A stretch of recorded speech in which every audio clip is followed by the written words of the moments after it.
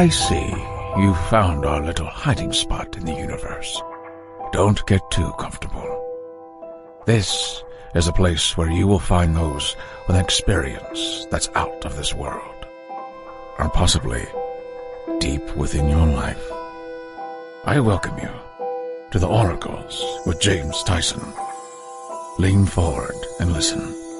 We will pull you into a supernatural journey with guests from around the world, each one experiencing some of the most extraordinary phenomena this wee planet has to offer. Now, here are the Oracles with James Tyson. Thank you, Liam, and thank you, listener, for tuning in to this episode of the Oracles with James Tyson. It's me, James, and today I'm introducing you to Tui Snider. Now, Tui, that's T-U-I, is a author, a paranormal investigator, and a person who's just attracted to weird, strange, and dark things. She's from Port Townsend, Washington, out here in the Pacific Northwest, moved out to eastern Washington in the desert, around Pullman area, when she was a bit older, and now resides in North Texas. This is where she does most of her kind of the poking around into the odd, haunted, and just the weird. And there's a lot of that out there in Texas. She has found. She used to write fiction, and she moved to Texas, is where she's kind of got into the nonfiction bug. She likes to say that she used to write fiction, and then she moved to Texas, which is crazy. It's lots of stuff to do there. A number of her books. So we're going to talk to a couple. I'll just read off a few of her books. Six. The new ones we are going to talk about. 6 Feet Under Texas is a continuation of one of her books. Is called Understanding Cemetery Symbols, and that's going to be a whole episode in itself, but not today. Today we are talking about Paranormal Texas, and it's your travel guide to the haunted places near Dallas-Fort Worth. And it's the second edition, which has got a bunch added in since the first edition. Their second edition just came out in August of last year being 2019. For those of you who are just tuning in here at the beginning of 2020. Another one of her publications, she actually put out these 2 books, which are really cool. One is called Graveyard Journal, and the other one is Ghost Hunter's Journal. And in this episode, we discuss the advantages of taking a notebook with you. It's, like I say, one of the guys I used to do paranormal investigations with, he said, if you needed to get down to the basics, take your a notebook and a piece of string, and nowadays a digital recorder. But you don't really need a lot. You don't need all that fancy equipment. Hang a piece of string up and say, hey, can you move this?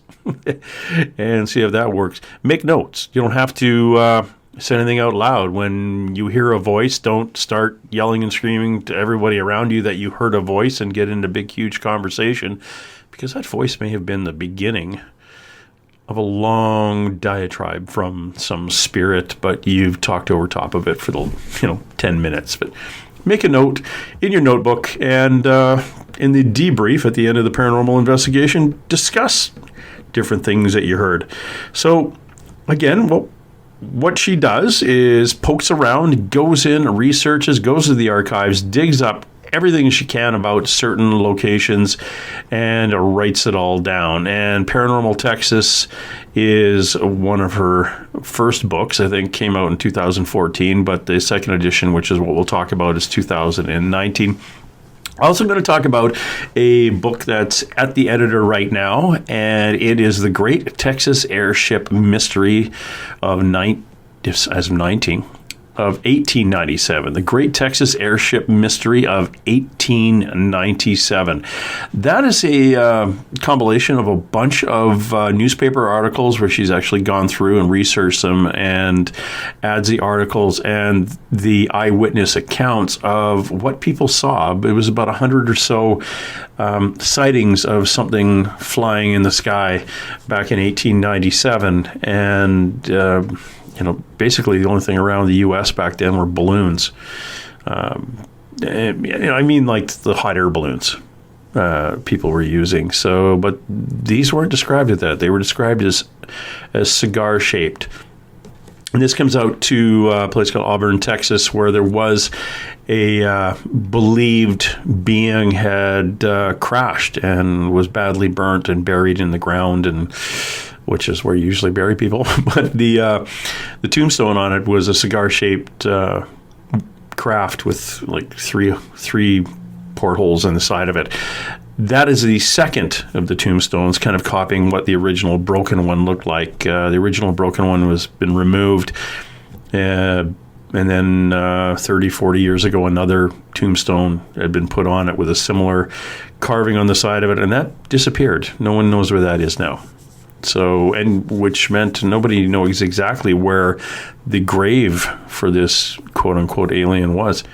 And when the new tombstone was taken, it's kind of awkward too. They don't really remember exactly where it was. But luckily, if you were to Google the Auburn Cemetery and airship, you'll see a picture, and that's actually Tui's picture, because she's about the only one who ever took a photograph of that second gravestone or tombstone.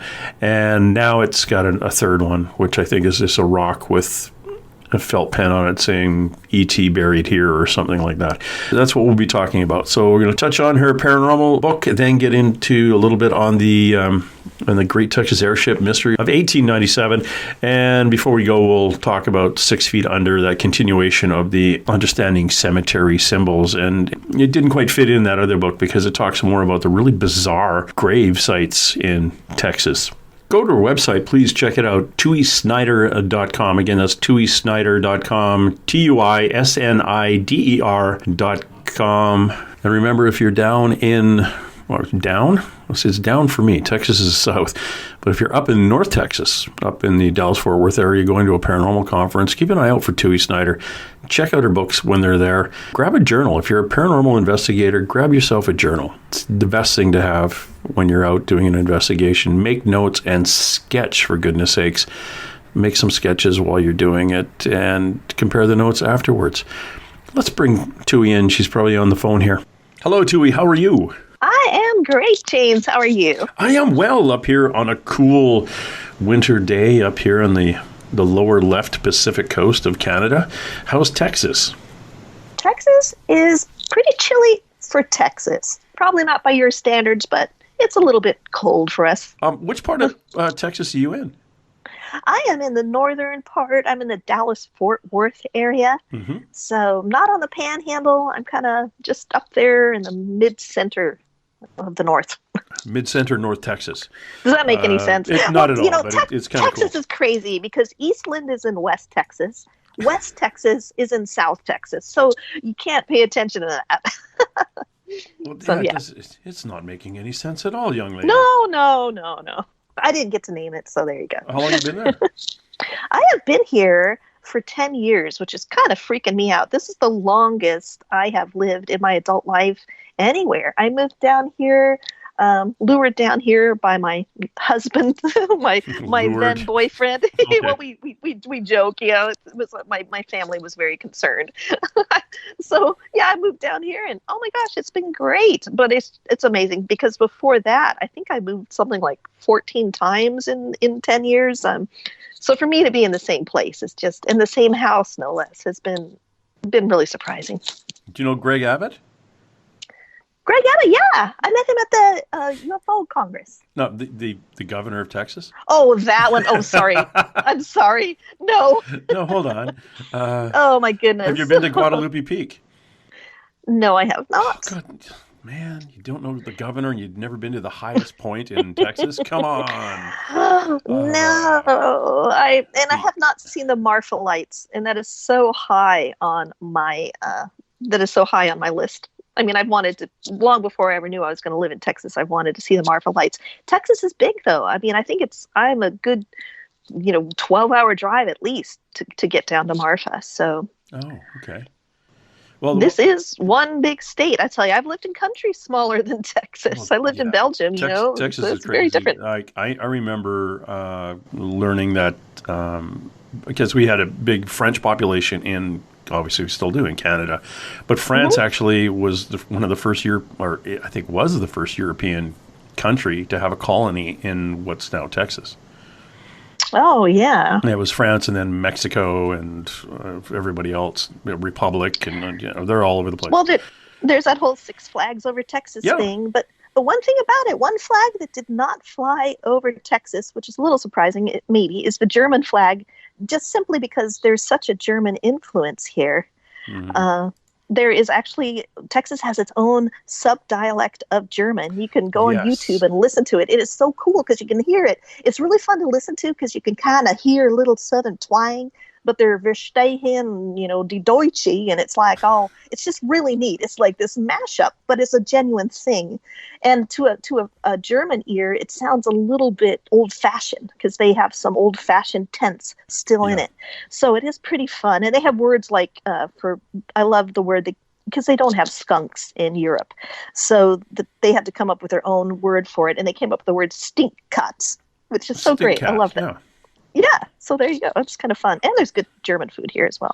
There are, and there's really cute girls, what I remember from being younger and hanging out in an area of Texas where they had a whole bunch of the German, all these beautiful blonde girls with perfect teeth. And I'm thinking, wow, this is kind of cool.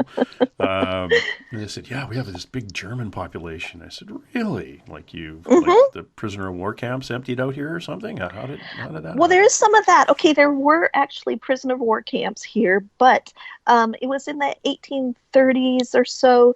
The port of Galveston was kind of like Ellis Island. I mean, everyone hears about Ellis Island when they think of Europeans immigrating to America. That's what I always thought. But then when I heard some people speaking Texas in German. I mean, Germany. In Texas. I can't talk anymore, apparently. I used to speak English when I did. So I did a little research, and then I found out that, oh my gosh, there were tens of thousands of Germans who immigrated to America. They came through the port of Galveston, and that's part of why there are some really good beers down in that area. And there's certainly wonderful German restaurants all throughout Texas, but I didn't realize there was such an influence. And it is kind of rare for the descendants of Europeans to still speak their language in English. They come, not many, they're like, the German to have been, for this Texas German to have been preserved is quite rare. I mean, it's dying out, but it's one, you look at all of America, you think we'd have a lot more pockets of people speaking, I don't know, Czech or speaking French since they came to America. But most people just, abandoned by the second or third generation. They had been assimilated and were speaking English. So it's kind of cool that Texas German still lingers. Yeah, it is. And if you mentioned Galveston, that's one of the most haunted Galveston Island. Yeah, is one of the most haunted locations in the United States. It's crazy down there. Have you had some experiences down there? No, but I interviewed a guy years ago who had the coolest name, and I can't remember it right now. Is it Dash Beardsley? Yes! That was him! Isn't that a cool name? Hi, I'm Dash Beardsley. Oh, yeah, he's such a character. He's a lot of fun, and he is really up on all that. He's the ghost man of Galveston. Yeah, he did all the tours. I got to get Dash back on, because he was very, very cool. And he was telling me about Galveston Island and the history and the deaths and the sorrow and I was going to say all the cool stuff, but but it was from translucent figures floating around and ghost boats coming to dock, and it was just amazing, the stuff. Yeah. Yeah, there are. Well, with all the hurricanes, and then there was just some incredible stories of this woman, this one nun who she heard that. She thought that her classroom could just wait out a hurricane. So I think they all held hands, and then they were all swept out to sea. Things like that. There's some real tragic stories. So that place deserves to be haunted. When you hear some of the history, you're like, well, of course it's haunted. Yeah, Dash Beardsley. That was a cool conversation. Now, and that's the South, Europe in the North, and one of the books that I want to talk to you about is a book that came out last year. It's its second edition. It's Paranormal Texas, Your Travel Guide to Haunted Places Near Dallas and Fort Worth. What kind of interesting places do you have around Dallas and Fort Worth? Now, is Dallas, Texas has an area in town called the Stockyards? Oh, actually, Is that's that in Fort that's Worth. Fort Worth? Okay. Yeah, and Fort Worth is like, okay, Dallas and Fort Worth are only 30 miles apart from each other, but they're worlds away, and because just the feel of the town. So Fort Worth is where you're going to see people wearing cowboy hats, and they have some places where you can get custom made cowboy boots that are going to take, the better part of a year before you get them back. They're going to measure your feet and make them. That's where the stockyards are. Okay. And the stockyards is where Hell's Half Acre was. And Hell's Half Acre was actually a 3-acre section in Fort Worth that really was like the who's who of the Wild West. So Fort Worth calls itself where the West begins. And when you look into the Fort Worth's history and you look into Hell's Half Acre, that's where this is like, it's the south side of town. I don't know why the south side of town is usually, how that is? It's usually the bad side of town for whatever reason. But that's where you're going to hear all the legends of like Butch Cassidy, Wyatt Earp, Sam Bass, Luke Short, Doc Holliday. There's even long-haired Jim Courtwright, got shot down there. And it's just a really historical part of town with a lot of really intriguing Wild West cowboy, all the crazy stuff that you watch cowboy movies about when you're a kid. Those things probably actually happened in Fort Worth. Well, that was also the red light district too, Hell's Half Acre. Oh yeah, that's where the cockfighting was. That's where they played dice, and they would. There was a game called Faro, which I didn't know. That's actually when you think they're playing poker in the Old West, they're actually probably playing Faro. So I went to a historic reenactment in a cemetery in Fort Worth, and there were guys with these really genuine mustaches, like Old West mustaches, and they were in the attire. I mean, they live in this, full year. It's not like they just put on their clothes. You got to work that mustache to get it like that. And they were playing Pharaoh, and they were talking about, what it really would have been like to live in that time period. It's pretty fascinating. So with a history like that, you are going to get some good ghost stories, I tell you. Well, yeah, and for those people who don't understand, that we just threw out the name Stockyards, but that's actually the place. If you back in the day when all the you would get on your cattle run, sending them to market, that was your destination.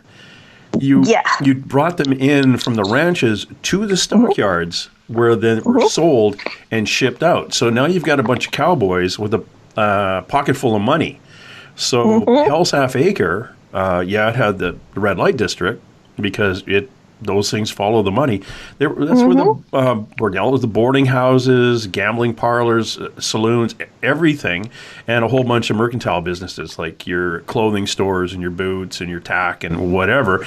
That all kind of was in one big conglomeration. So that brought in the gamblers and anybody who preyed upon a bunch of young guys in their 20s with a pocket full of money because they just and they're hot, tired, and hungry and been on a cattle drive for the last 3 weeks. Yeah, this is where it's all going to come together. So there is going to be shenanigans, and there is going to be a lot of negative energy on the periphery of that, and a lot of positive energy, and a lot of, like I say, a lot of shenanigans. But that type of thing usually does have the residual effect of interesting hauntings. You get people who just haven't crossed over because they're either having fun with everybody else who stayed back, or they have a perception is, I'm going to go to hell. So, you know what? I'm going to stay here. This is kind of fun. What did you find when you're in a place like that and when you're doing your research for your book, your Paranormal Texas? When you start looking into that, what are the types of events or hauntings what did you bump into? Well, I have something kind of funny to say. One thing that surprised me when I was, and I have a YouTube video about this, so I started sharing a few things on my YouTube channel because I thought that would just be fun. But what's your YouTube channel? It's just Tui Snider. I think if you just go to go to YouTube and type Tui Snider. I've got an actual, what is it? It's, okay, I'm looking to see. Yeah, it's just youtube.com/c/Tui Snider should get you there. Okay. And Tui is Tui. Yeah, Tui, and Snider is Snider. There's no Y's in my name, so if you're wondering, getting a broken Ural, it's like you might be using a Y. But yeah, so it was kind of funny. So, the reason I did a second edition was people wanted photographs. I didn't have photographs in my first edition, and they wanted photographs of it. They wanted to hear more of my firsthand experiences. Like, readers would say, yeah, but what did you experience at these places? So I didn't include as much in my first book because I kind of thought, well, people don't want to know what I experienced. As it turns out, hey, who doesn't, everyone loves a good ghost story, right? So if I experience something, I do include it in the book. Now, one of the things I noticed when I would go around to different places, I started to notice some strange trends. And one of the things was there was a name that kept coming up on spirit boxes in different, and also when I would go, okay, so I would go, like, I'll hear that a place, my readers will tell me that a place is haunted. Hey, you got to check out this hotel or this restaurant, or I will do some research, or you know how it is. I just have a collection all the time of places I want to check out. So when I go there and I start talking to people, and I want to talk to people who've had some experiences of their own, a certain name kept coming up over and over, and it was cracking me up. I don't know if you can take a wild guess what the name might be. Probably not, but no. I don't know how anybody could really, but now you're just being silly. Come on, what is it? It's Steve, which is weird. And Steve? so many. Yeah, and so I was going back through my notes, and I was getting confused because I was like, okay, this hotel, and they noticed that there's a ghost named Steve, and then I'm writing another chapter, and I'm like, oh yeah, let me look back and see what they said, and then the spirit box picks up the name Steve, and I'm like, Steve? And so I looked through, I had it all in a document so I could do a find. And I did a find for all the Steves. And I was just laughing, like, if I hadn't been taking notes, I really wouldn't have noticed, because Steve's not such a weird name that it doesn't stick in your head. It wasn't like Ronaldo or, I don't know, Shaniqua or something. It was Steve. And so I noticed that for whatever reason here in North Texas, I have no idea why, but when I'm on a paranormal investigation and we get a name through the ghost box and it suddenly, we'll say who's here, and we'll hear Steve. I'm like, of course, figures, another Steve. So I don't know what the deal is there, but I just thought that was funny. And I think that would be a fun thing. Now I'm curious, like, what names are cropping up for other people who are doing research in different parts? Maybe Southern Texas, it's Randy and not Steve. I don't know.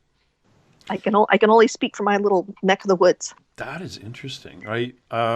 It also depends to depends what your theories on spirit boxes are. Mm-hmm. And, well, this wasn't all spirit boxes. This was also, sometimes they would just say, "Oh, we believe this is a Steve," or so. Yeah, so it wasn't always spirit box. It was just a name associated with a haunting that was the most common. And I'm not someone who. When it comes to equipment, spirit boxes aren't really my favorite thing. I am a big fan. I really love EVPs. Those are the things that really perk my ears up. I just love it if we're having a conversation and then we play it back and there's a third voice that's not me or you, quite obviously. Or, when I was doing research for the second edition, and if people want to hear this, they can go to my YouTube channel again. When I was at the Old Park Hotel, I had the weirdest experience with an EVP. I call it a doppelganger. It sounded just like me. It was the strangest thing. That is weird. Like, that'll happen because I've been on paranormal investigations where people will hear a voice and we'll play it back and they'll say, "Well, that's your voice. You said it." I said, "I wasn't even in that room." You have had that. This was the first time for me. It's quite common that they'll come in especially if you've been doing a lot of talking. And you'll come in and it'll be I shouldn't say the same voice, but darn similar.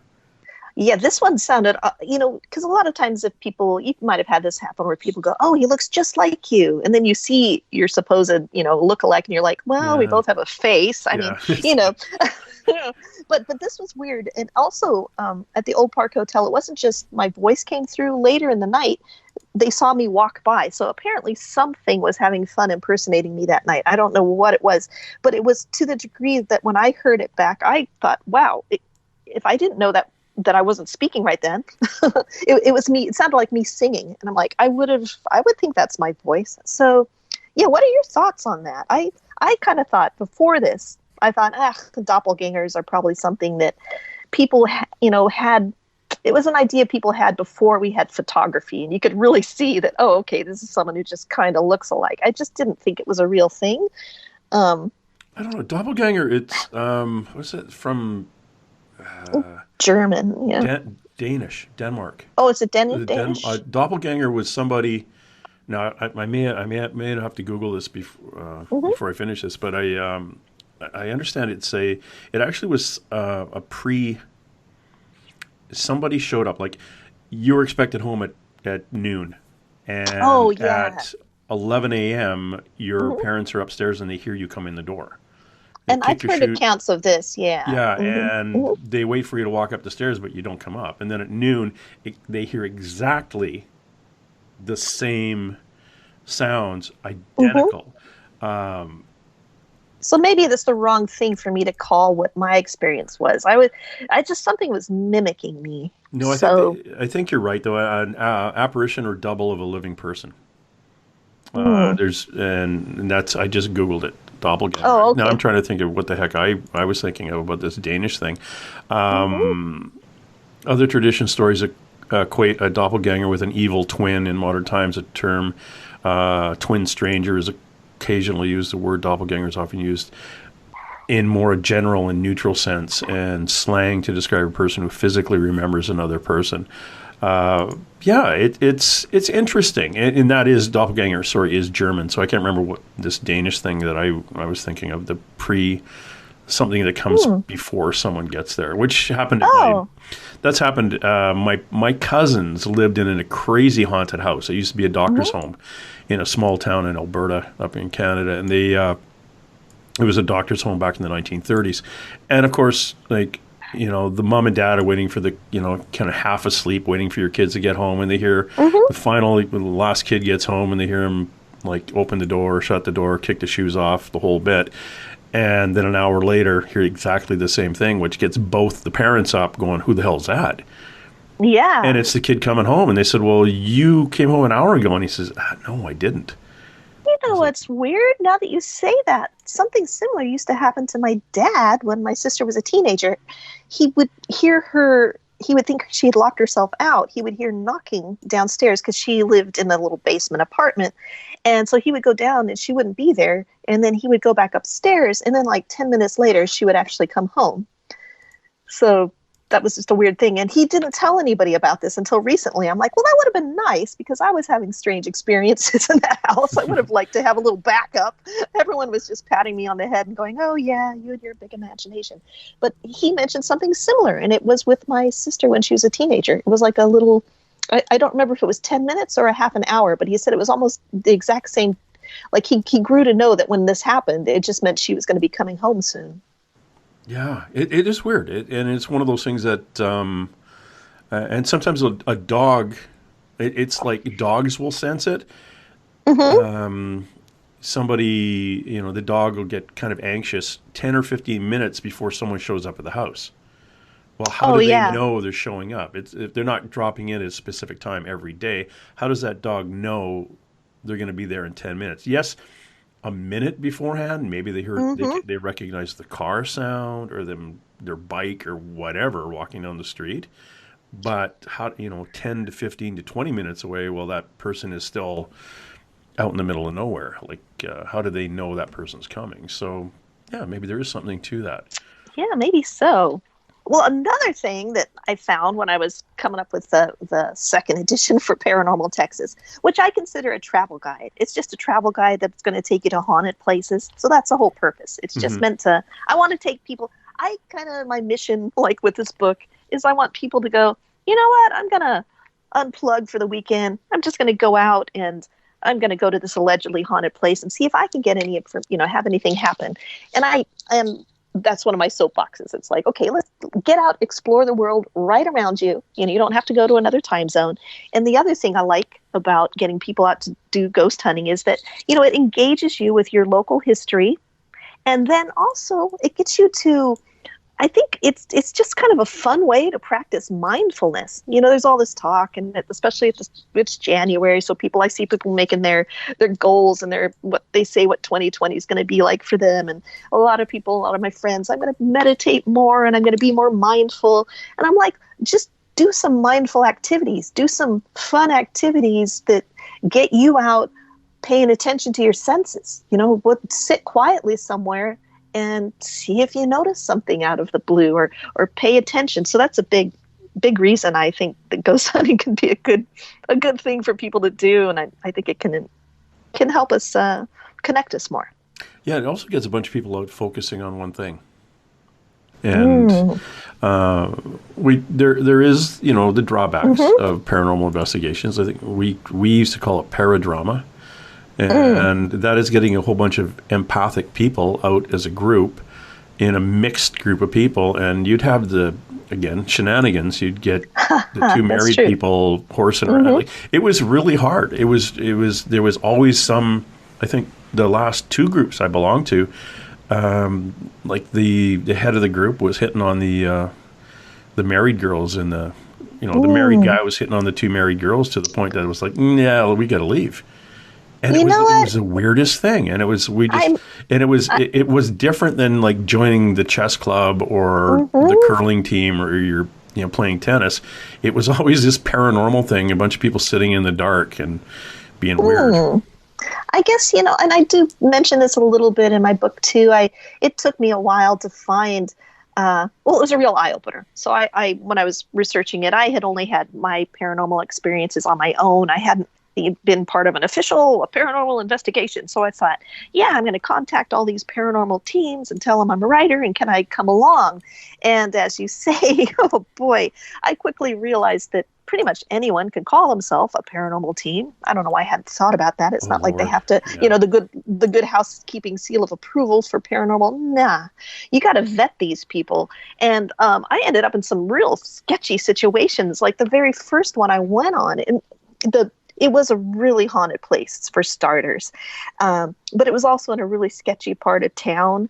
And as soon as they saw lights on, we had just, drunk people coming up and lurking out in the bushes and everything, and just kind of scary people. Well, suddenly I noticed, like, the people that I was with too, they had brought a lot of booze with them, and I'm smelling wacky tobacco, and I'm thinking, wow, this is a paranormal team. When are they going to settle down? They're making all this noise. I'd brought my own little chair. I thought we were going to be up all night. I'm sitting there. Suddenly I'm in a room, and I'm like, oh, wow, it's finally kind of quiet. Maybe, we're going to get down to the serious investigation now. I kind of gingerly notice that it's like, well, I notice that it's maybe too quiet. And I go around the corner, and it's just me and one other woman. And I get a text on my phone, and basically everyone else had left. They'd either gotten scared or whatever, and they just left us alone in this really scary, sketchy place. So yeah, that was eye-opening. So I'm real careful about who I will spend time with on a paranormal investigation. And I have learned that, there's only 2 or 3 groups that I really trust my time with, because you can really get into some dangerous situations. For one thing, a lot of times you're in an old building, you're walking around in the dark. I mean, yeah, it's not great. One of the things I'm putting together a workshop on paranormal investigations. One of the things that I found from being on paranormal teams is nobody knows why they're doing it. Well, we're doing it because we had a couple call, and they think there might be a ghost in their house, and they want us to check. I said, okay. And why do they think there's a ghost in the house? Well, because they see a ghost in their house. Okay, that makes it pretty easy. Are they insane? Or are they both like? It's like, oh no, we both see a lady in a blue dress at the top of the stairs. We see her at different times, and our kids have seen her. My aunt's seen her, and we're wondering if our house is haunted. And you kind of look at them and go, yeah, your house is haunted because you all see a lady in a blue dress at the top of the stairs. But we're not. We need to hear that from someone else. I think you still don't really trust yourself. I can understand needing to hear that from someone else. Like, are we just collectively crazy? Which I don't know if there really are mass hallucinations. But But yeah, no, that sounds like a really good workshop that you're going to give. I think a lot of teams don't do that pre-investigative work. So the ones I like, they will go in ahead of time and maybe vet to see if it's even, well, if it's a private home, they're going to come in and they're going to, look for a lot of things to debunk. And yeah, sometimes people are disappointed when they find out it's just their furnace turning on. But yeah.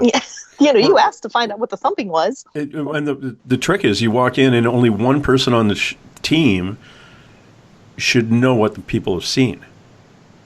Because if you walk in and the entire team is there and the lady says there's a woman who comes out of that room upstairs in a blue dress, well, everybody's going to be looking upstairs and focusing on a lady in a blue dress. And you'll probably see one because you're all looking for the lady in the blue dress.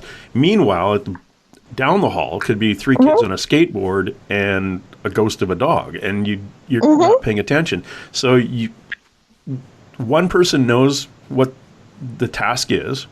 Everybody gets evidence, and they sit down and they go through it and filter it. And at that point, once it's all on paper, the person says, okay, we're looking for a lady in a blue dress. And they say, oh, look at this. I made notes here. I had a lady in a blue dress come out. Or I've got a picture of what looks like some female figure in a blue dress. Or I've got a woman's voice, but only at the top of the stairs. So you're going, okay, we'll give that to the homeowner. But the trick is, Tui, what do you do next? Well, I'm a big proponent of, and this is my big soapbox too, is I think everyone should write down what they've done. You should write notes at the end of their paranormal investigation, if not take them along the way. And I don't care. I know you're tired. I know it's late. I know all you want to do is go to bed, but and they can be slapdash notes, but you should record them. And then what's going to be so fun is later you're going to look through those notes. Also, I think it's good to write them up in more detail when you're more awake. But just in the moment, before you're too bleary, just write down all the ideas and the little things that flash through your head. That's been a big deal to me because I always kind of discounted those. Oh, I just had a little flash of a lady in blue. For me, it might be that. I won't physically see her, but I'll be like, for some reason, I had a little mental daydream about it. And then later, when we're all corroborating or comparing notes, then it gets really exciting. And over time, you can look back, and then that's when it's exciting. You're like, what's the deal with all these guys named Steve in North Texas, for instance? Or, other things will kind of come out. I might notice, like, every time Jerry comes with me, we get a lot of, EVPs in a kind of a gruff male voice. Or you start to connect these dots that you would not connect otherwise. And people, when I tell them this, they're like, yeah, that's because you're a writer. You want everyone to keep notes. Well, what? I don't know. That's what you're supposed to do. That's if I was going to when I was first introduced to this, the guy told me, and this guy used to do it in England. This is like he's been doing it since he was a kid, and and for a long time, and for longer than anyone I've ever met in this part of the world in Western Canada. And I said, well, what is your base things you take? He says a notebook and a piece of string. I like the notebook. And you said you make notes. The whole thing. You don't talk. You don't. And now, obviously we added a recorder. So okay, fine. And I found on teams where you would all be listening through your recorders to the sound, and you'd ask a question, and eventually you might get an answer. Well, if you've got 9 people listening to that, what is your name? And you get Steve. And the first thing that happens is you get one of the people saying, I heard Steve. Did you hear Steve? Yeah, I heard Steve. And so for 10 minutes, people are talking. But Steve is going on telling all about his life and why he is there and everything. And you miss it all because you get all these yappers. So you just write notes. I heard Steve at this point. Check your watch. At this time, we asked this question. I heard the name. And you compare notes later. Don't get all freaky. Do not ever, you don't say, you can use my energy, you can touch my arm, and then freak out when they touch your arm and go screaming down the hall like a certain fellow on those TV series. Don't do that. They're not going to eat your soul, just do your thing. But my biggest drawback, Tui, is once you get the evidence, what do you do? It's these, you go to the Exactly. homeowner. It's like, okay, what should we do with the ghost? Do you want him to stay here? Do you want it to leave? Shall we interdict? But no, the teams that I were on, they would say, yeah, we have some evidence, but we'd like to come back next week. And the homeowners would say, oh, okay, fine. And we just want to be sure. And they bring a bunch of different people in to talk to the ghost. And then they bring another bunch of people in the next week and basically turn it into a little ghost tourism thing. Yeah. And it was a pain in the ass.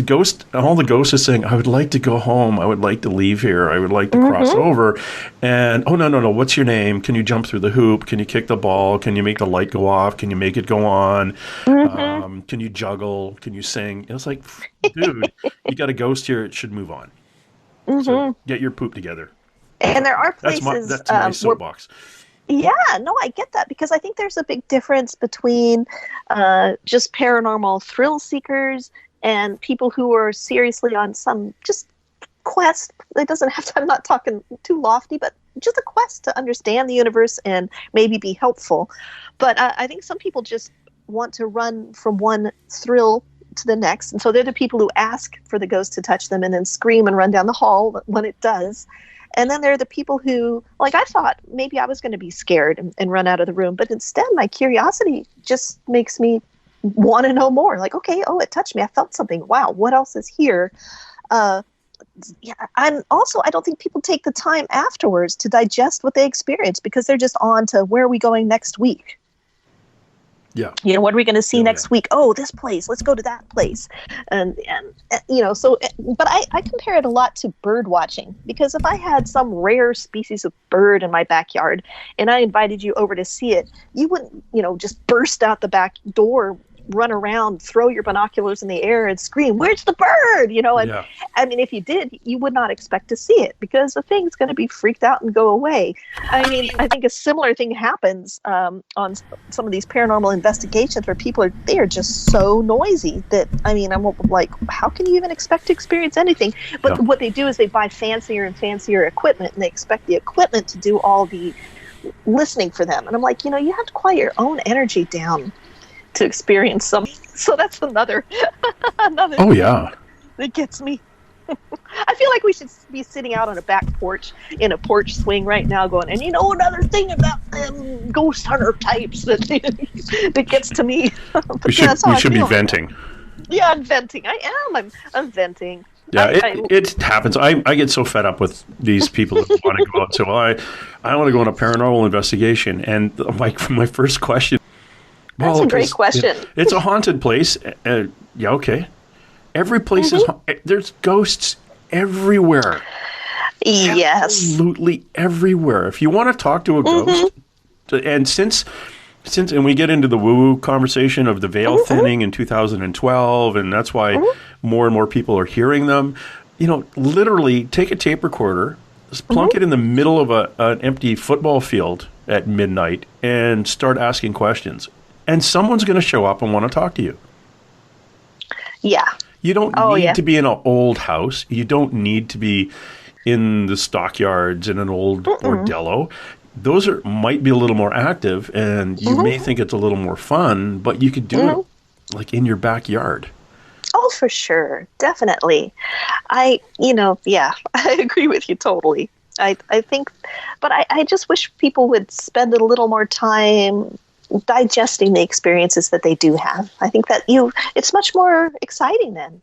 And taking notes, because when you do take the notes, then that's the thrill. Then you have something also. If you want people to take you seriously, if you're someone who does a lot of paranormal investigations, and you're like, Joe's the ghost hunter in our family, and your family's rolling their eyes. If you have a notebook you can show them, and you have a website maybe where you share some of your better photos, or maybe your EVPs that you've gotten, maybe your family will start to take you seriously. But it's like any science. If people don't, amateurs can contribute to science. And my case in point would be astronomy. All sorts of things happen. All sorts of advancements happen from just someone who's a passionate backyard observer. But they are a backyard observer, and they're taking notes. And there's a lot of boredom. There's a lot of nights where nothing happens. You mentioned how, you could sit and every place is haunted. But on the other hand, too, it's not like just because you're ready doesn't guarantee that things are going to happen. There's a certain amount of dedication on your side, and being willing to embrace a little boredom too. Things aren't always going to happen.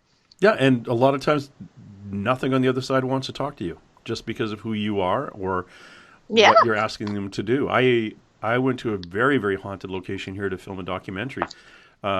A Legion. This is a place that was like all the war veterans go to and have beer, and there's a bar there. At the bar, it's very common to hear voices when you're at the bar. Well, actually, when you drink a lot, you can hear a lot of voices. But this up at the bar where all the mugs are hanging and stuff, people will hear voices. So we put a couple of recorders on the bar, and I hung my piece of string. Now, it's really easy when you hang a piece of string to get it to move. And when you hang it, of course, people say, oh, what if the door opens and the air conditioning kicks in? It's like, well, then you make notes of that. This is why you have a notebook. But it was hanging there. We let it hang, and nothing was moving, and nobody was doing anything. And I said, if you're here, could you make the string move? Nothing. But when we replayed the recordings back, there was a male voice, very gruff, who said, don't touch the string. So he was telling all the other ghosts, the spirits, like, no, these guys are jerking around with us. We're not going to be playing games with them. We don't want to give them the time of day. So that is hilarious. Yeah, he just didn't he didn't realize that we were going to pick up his voice telling the other ones not to touch the string.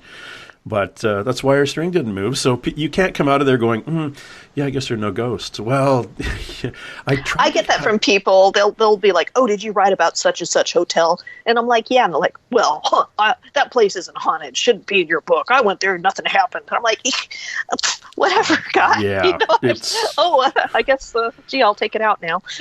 Yeah, let me just erase everything in my book. What other, we touched on the stockyards and Hell's Half Acre and kind of real briefly on why that place would be active. In your book, Paranormal Texas, a travel guide to haunted places around Dallas and Fort Worth, what other places jumped out at you? Well, other places, I'll just think, other things that happened that surprised me was I learned that haunted elevators are a thing. Yep.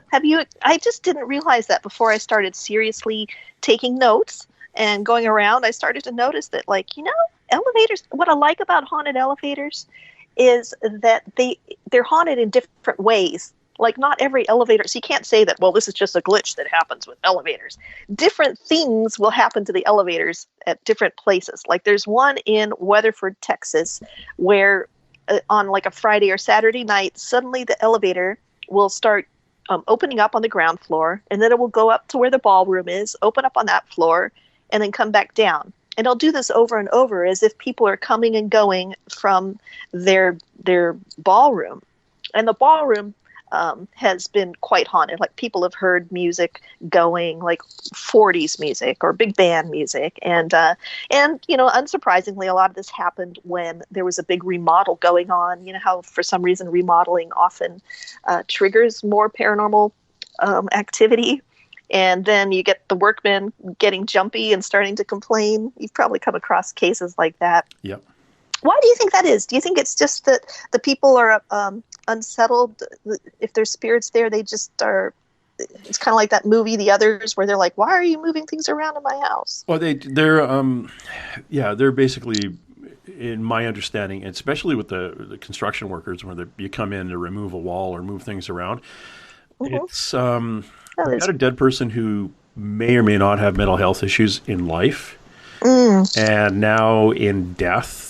They didn't cross over, so they're kind of hanging out in their comfort zone. This is I'm comfortable here. This is my house. And I don't like you hanging all these things on the walls, or I do not like you removing the wall or putting new flooring in. So they try to interfere with it the best they can, and which is like moving your tools around. And that's about it. It's nothing malicious. It's just that they'd rather not have you. It's like someone coming into your bedroom and rearranging it without your permission.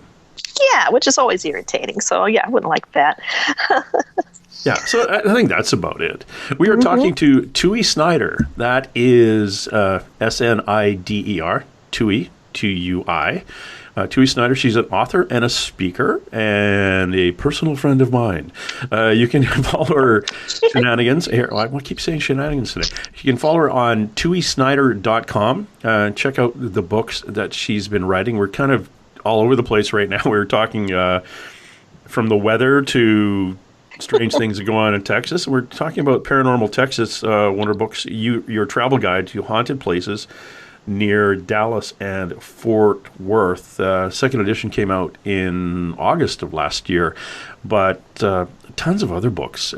She's been digging around in the paranormal side of life, which is kind of cool. Tui, you're Paranormal Texas. You also have we were talking about it just a little bit earlier about how amateurs can kind of like help out with scientific research, but you actually have a link where you get people, if you want to upload an EVP or listen to other people's EVPs. Yeah, so that was one thing I added to the second edition of Paranormal Texas. Was I thought, you know what, this is a book that when I picture my ideal reader, they've got their paperback version of it stuck in their glove box, and they're thinking, hey, I got to go to McKinney or Mineral Wells for work next week. Maybe I'll see what's haunted there. They'll pull it out, and they'll want to know, like, oh, I see, I'm going to be right near the Crazy Water Hotel. I wonder what other people have experienced there. And so they could go to my paranormal, what have I called it? Calling the North, I can't even remember the name of it. I made a database for people, basically, where they can go and see what other people have experienced at these different places. It's like a way for us to share things. So if you go to any of the places mentioned in my book and you get a really crazy good photo of something anomalous, or a wonderful, Class A EVP you want to share with the world, you could post it online and then send me the link, and I will add it to this database so that other people can look and see what all's happening.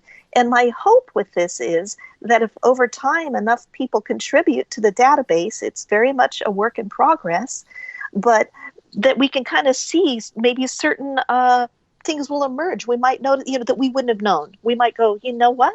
Look at what's going on here. Every April, there's just crazy paranormal activity at this location in Fort Worth, or look at all these EVPs that are saying the same thing, or we found another Steve over here, just different things like that. So that was my hope with it, because you know how in the UFO community, they've got MUFON, and they have tremendous databases, and there are people who are really keeping track of all the nitty gritty and all the details, and drawing correlations between, hey, there was an incident in North Dakota that's a lot like this one down in Texas. And if we don't share these, what we're experiencing, if number one, we don't keep track of it, and then number two, we don't share it in some manner, we're not going to be able to connect these dots and make some discoveries. So that's really my hope.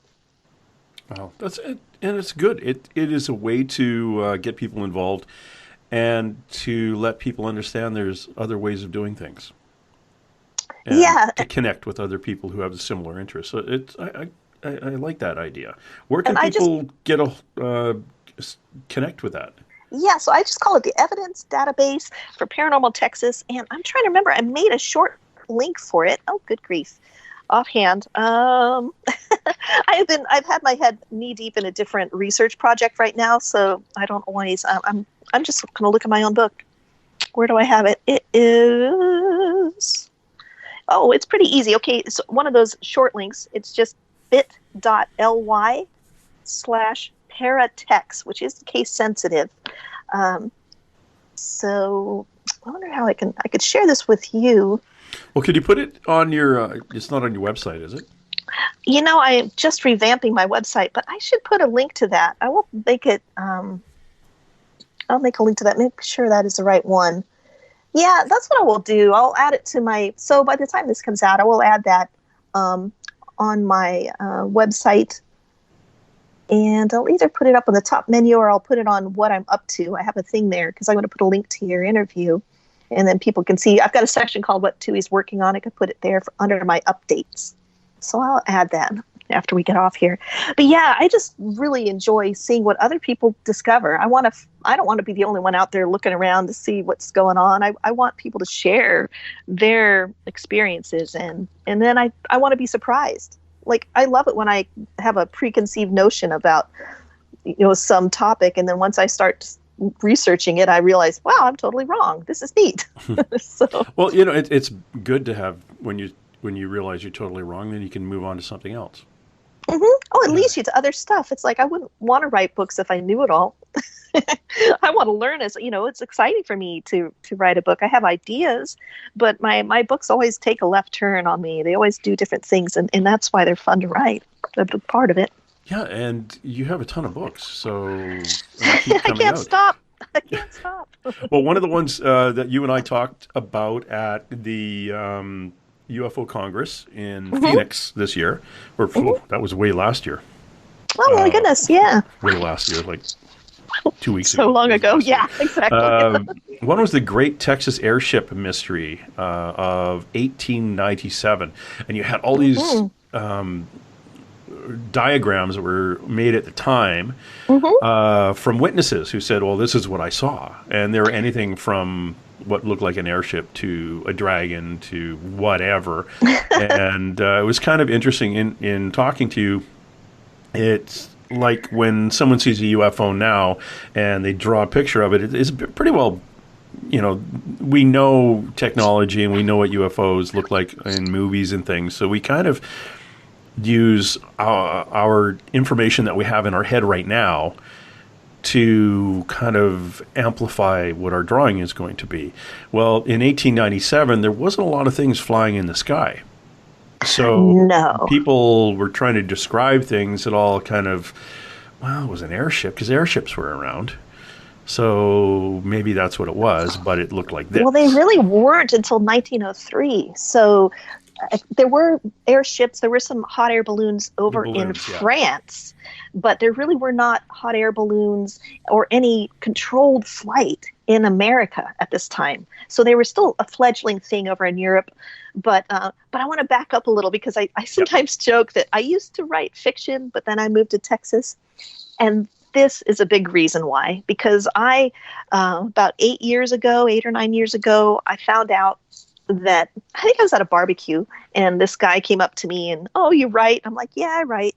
And he goes, oh, you know what you should write? And I'm thinking, oh boy, I'll just take a big bite of food because, I know he's going to tell me what I should be writing. And usually people say something like, you should be writing my life story or something. You should write. And I'm like, okay. So this guy goes, you should write about that little dead alien body they buried up the street from here. I'm like, what? Did I hear you right? And he goes, yeah, they buried an alien up there in this cemetery. You got to check it out. I still thought he was yanking my chain, but I had my little notebook with me. So I wrote it down. It was Aurora Cemetery. I thought, I've got to go see what this is. So my next, available day, I went up to Aurora Cemetery, and sure enough, there was a Texas state historical marker saying that in April of 1897, a cigar-shaped object crashed there in the main downtown, and it exploded. And the locals found a charred body, and there was enough of it remaining. They could tell that it was not an inhabitant of this world. So it was the day before Easter, and so they buried the little critter. They put a pretty neat headstone on it. It's a rock, but it had a crudely carved in airship on the side with little portholes on the side. And so I ran around the cemetery. I found it. I took a picture of the headstone, and I thought, this is just insane. This is nutty. I have to do more research on this. So I went into some newspaper archives, and I started looking for an airship in Aurora in 1897.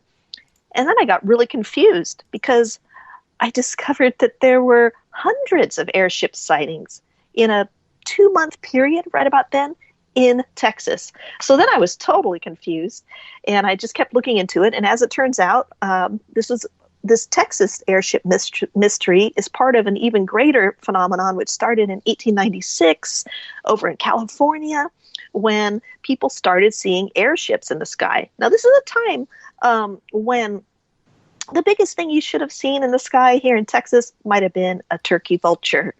And so I wanted to know, and as you mentioned earlier, nowadays, if you see something funky in the sky, we have so much, we have so many movies and stories and posters and imagery. We have so much imagery, cultural imagery to draw upon. We already can kind of describe it in a lot of ways. Oh, it's a triangular shaped. No, it's a cigar shaped. This, that, or the other.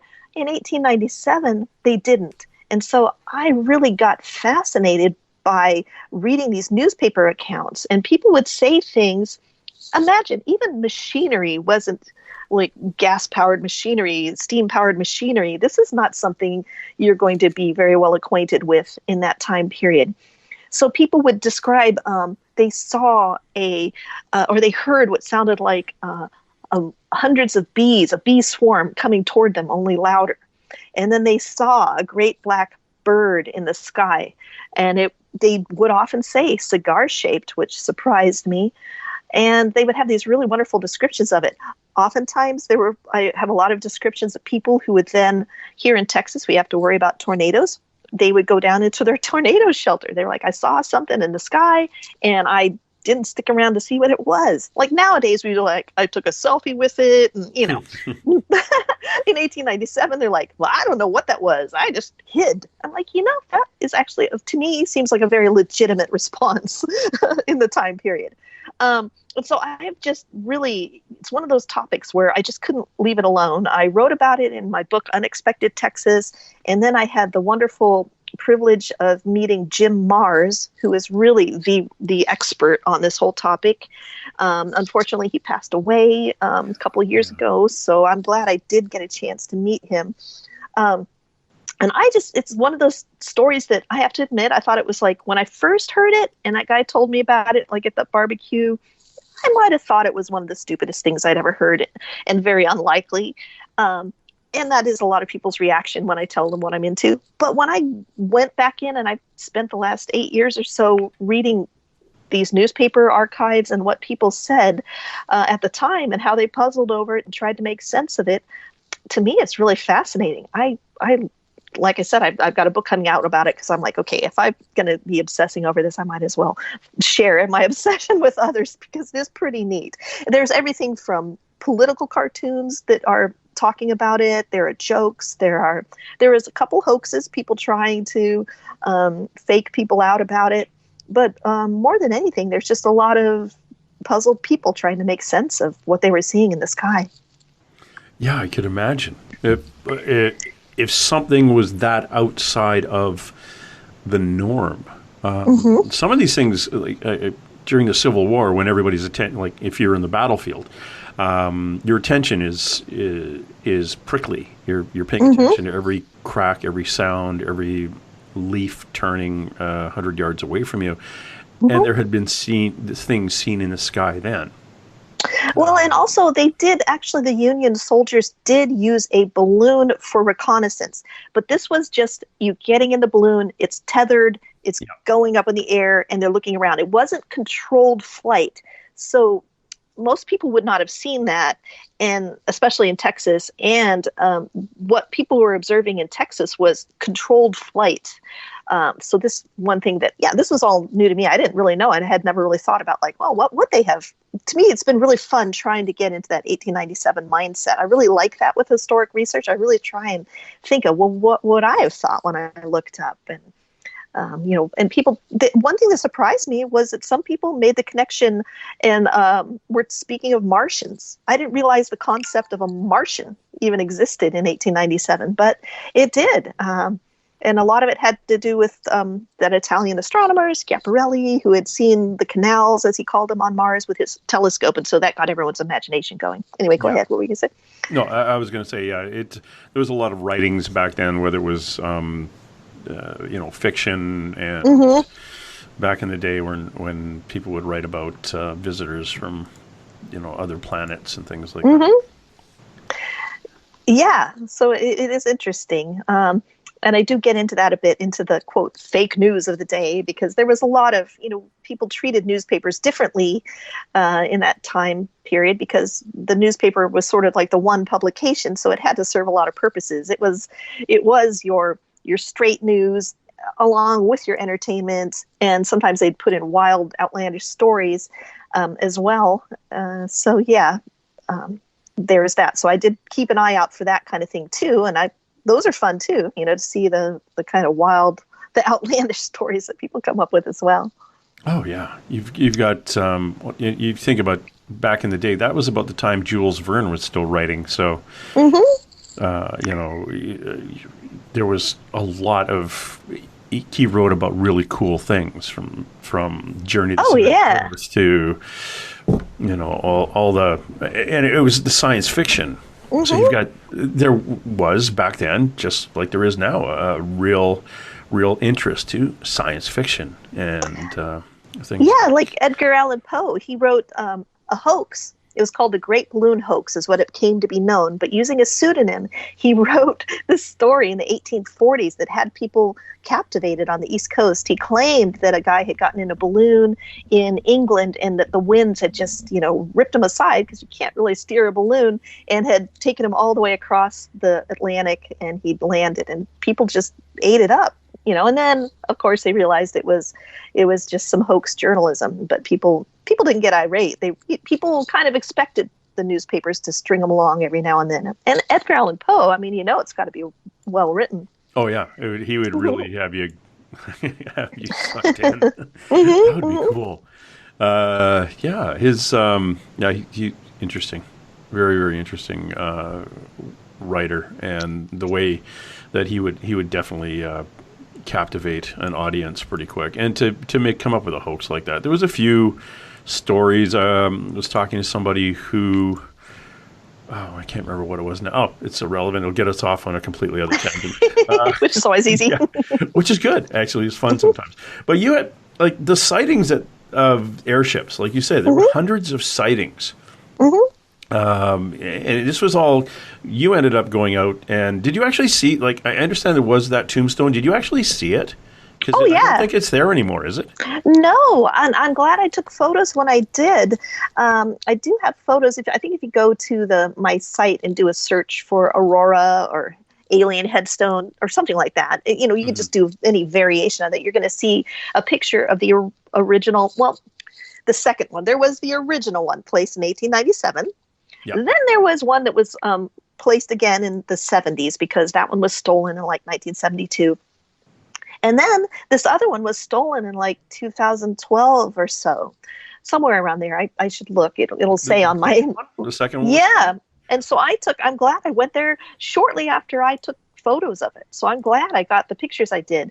And because of that, I sometimes see people have kind of borrowed my photo. It's been splashed around here and there, because it's one of the last photos of that little, that cute little headstone with the cigar-shaped craft on it. Yeah, and the one that, your photo of that kind of sandstone brown, that is the one, if people go online and look up Aurora Cemetery UFO, that's all you have to Google, and it'll come up, or Aurora Crash, Aurora Cemetery, and it's Tui's picture that you'll see. Yeah, it gets borrowed a lot. That's okay.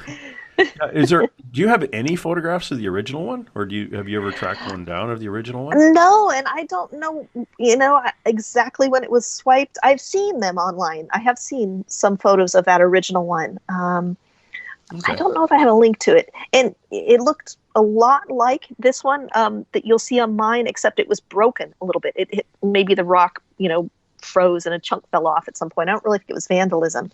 I don't think any vandalism really happened until the story kind of resurfaced in the 1970s and people became interested in it again. This is one of those tales that just was nearly forgotten. That's one thing that I find so intriguing about it too.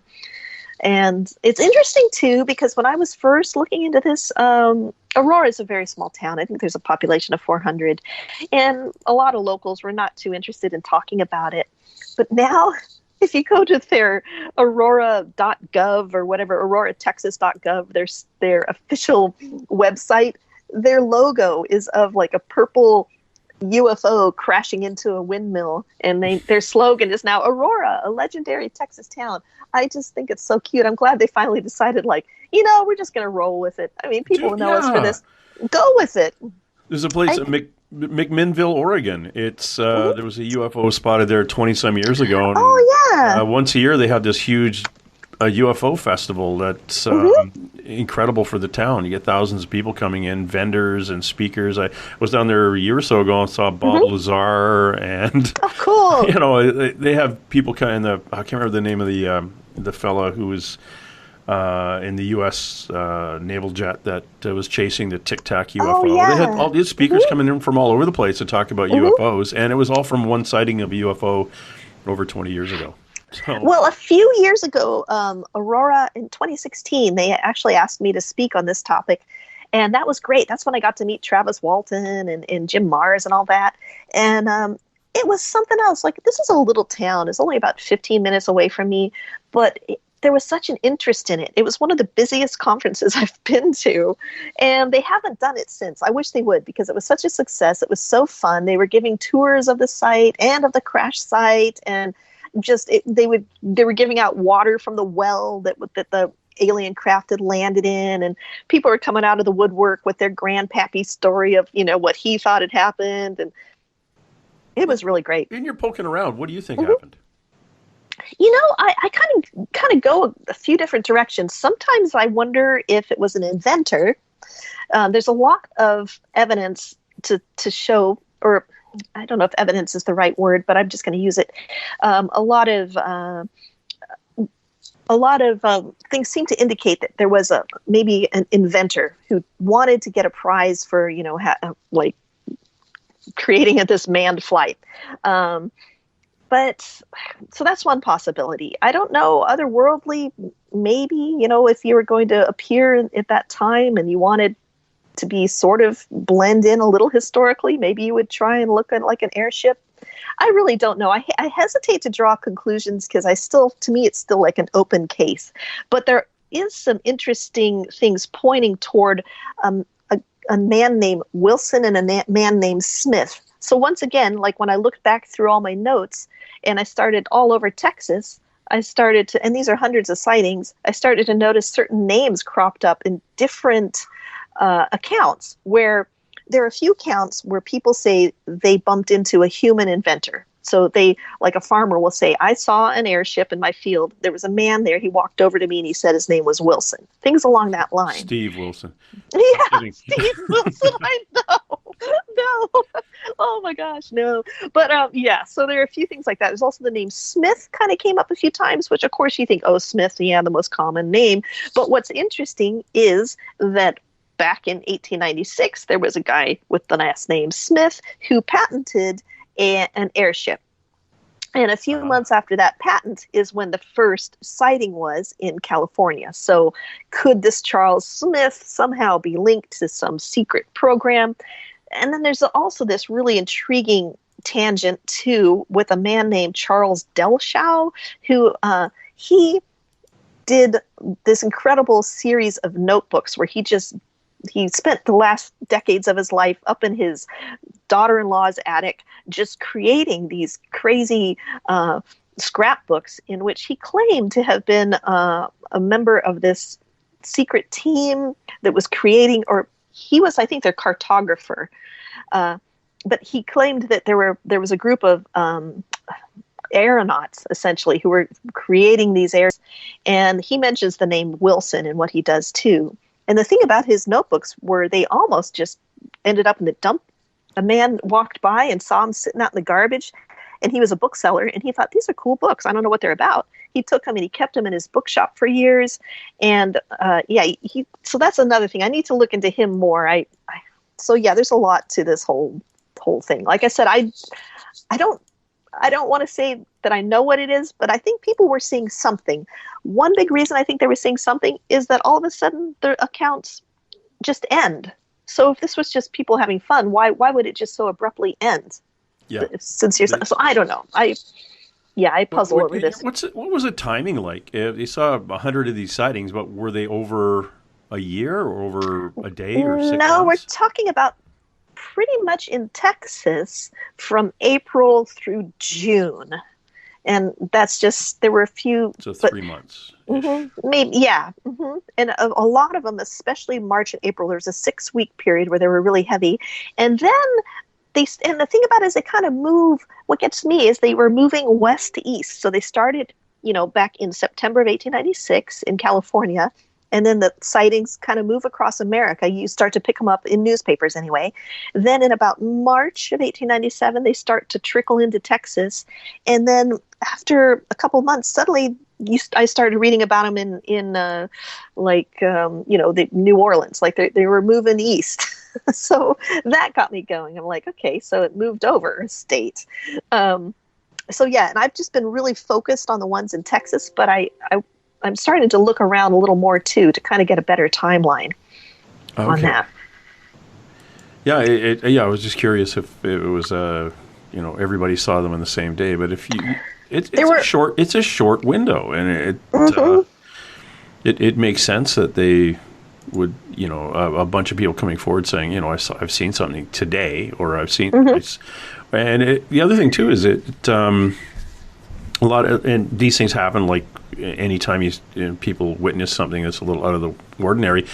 Who knows? They could have all been seen in the same week, but back in the day, you didn't tell your neighbor you saw something until they maybe told you they saw something, and well, there was a lot of that later. There were people who were afraid to say things. You do see the power of, like, no one wants to be mocked.